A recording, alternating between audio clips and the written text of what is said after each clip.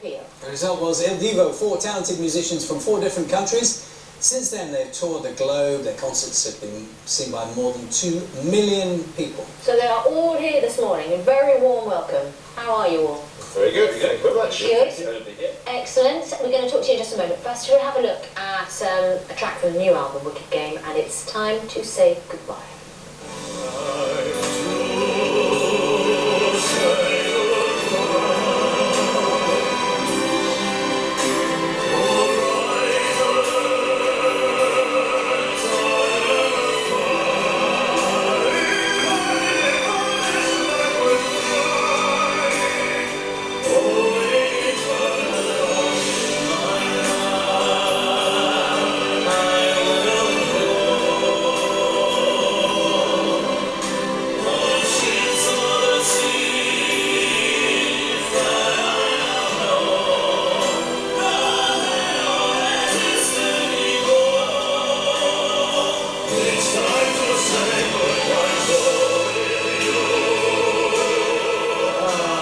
That's one of those songs that gets the hairs on the back of your neck. And welcome to Carlos and Sebastian on my side and David and Urs on Charlie's side. It's lovely to see you this morning. And you sang that, didn't you, on Strictly? Yes, we did. It was amazing, fantastic reaction of all the audience. It was unbelievable. We had to be there. We played Wembley. What was that? That was 2 years ago, didn't we? It's a lot of, yeah. And then they were back at Wembley, of course, at the weekend, weren't they? Does Simon still have a lot to do with you? Who is Simon? No, to tell you the truth, Simon has opened a door to us, you know, and made it quite accessible straight away. But we worked really hard, and I don't think after 8 years you'll still be there if you don't work. So we're really independent by ourselves, and we don't make our own path. You've left Simon behind now. Well, he's occupied on the right, we went to the left. And so, Dave, just take us through, for those who aren't aware, so the 4 of you brought together. And, you know, just tell us about that process. How did that happen? You auditioned and then you all put together? Did they experiment with different people first? Yeah, it was a very quick process. You know, once they picked the 4 of us, it was a 2-year-long search. And, you know, we had 2 days to get to know each other before going into the studio, literally. And, you know, that's not uncommon in the opera world where you meet your co-stars for the first time and you just sort of get on with it. But this is obviously a much more labor-intensive process where, you know, these are my new best friends for the next however long, and you really just have to put the ego to one side and let the music dictate everything. Was there, I mean, you've been together a long time now, there's no issues, but was there a rapport, or did some people get on better than others? How did it work? Phil. Be honest, Russ, you're being very quiet over there. It's been very difficult in the beginning. No, I mean, that's the truth, and just for the pure fact that we come from 4 different countries. David is the only native English speaker, so we got on with English as good as we could. Because you are? I'm Swiss, Carlos is Spanish, Sebastian is from France. Okay. And also, if you always have to translate what you actually talk to somebody back into your own mother language, you know, there's always something gets lost in there, so that's fuel for tons and tons of misunderstandings and things. Yeah. So it was difficult. We had to get to know each other, and I remember very well the record company saying, we have to fast track your bonding. Bonding? How did they do that? I don't know. It's like going to Vegas and get married straight away, but then you have to make it work throughout the years. Well, there were lots of group hugs in the studio. Well, we come the other way around, you know, we didn't hug, and now we hug after 8 years, so it took us a long time, but we have a ball, we have a fantastic time, we're like sisters. Sorry, I don't know, I mean brothers. And just tell me a little bit about your background, because your background is in heavy metal.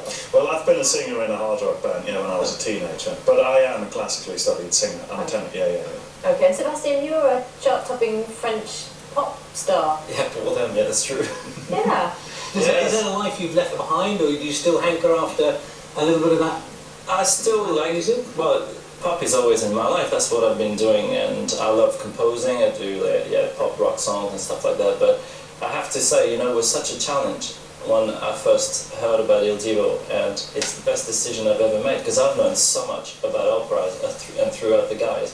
It's amazing what Il Divo brings, you know, to people who don't know anything about opera. Well, that's interesting. Now, do you get any flack from purists, if you like, from the classical world, about being populist, and unashamedly so?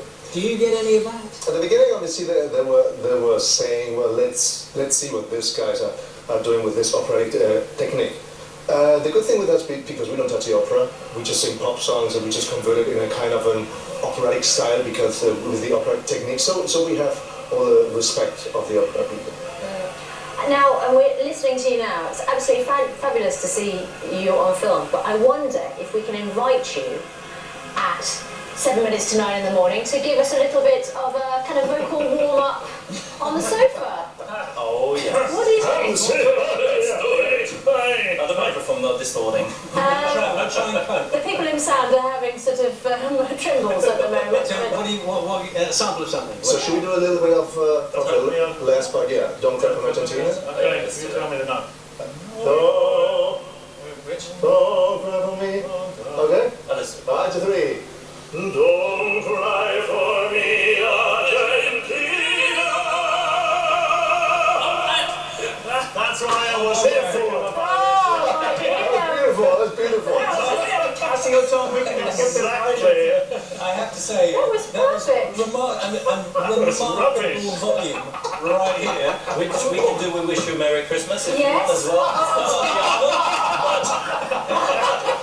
Requests, obviously. It's getting better. You guys sing outside of work now, because, do you sing for fun? Oh yeah. Do you? We gotta practice. At home? Just in the bath? You gotta keep the muscles working, yeah. And what about if you wanted to perform individually? Would that be acceptable, or is it all teamwork? Well, it's obviously where we're at right now is we live in Il Divo land.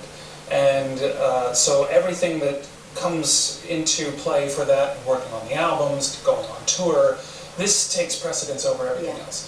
If we have a big chunk of time where something comes available for one or the other of us, if there's nothing else Il Divo related, yeah, we're happy. Il Divo land sounds like one of those fly on the wall documentary things, doesn't it? Come on the road with us, you'll see the real side. I'll do a reality TV show. Did you get groupies? Yes, we're very lucky indeed. Yeah, we have very devoted fans who travel the world to come see you. Carlos is the single one, so you can imagine all the attention is on him. He gets a lot of presents on Are you stage. single, John? No? Okay. I tried. Sorry. I can't imagine why you're single, Carlos. I think I got divorced. Since I got divorced a 4 years ago. Oh, I'm sorry. No, that was cool. And, no, I mean, it's a cool life now. It was fantastic before. I'm not saying that it was bad before. I'm saying that it's very good. I feel like this. Just an interview, it's counselling as I well. feel like this is a whole separate session that we need to go into.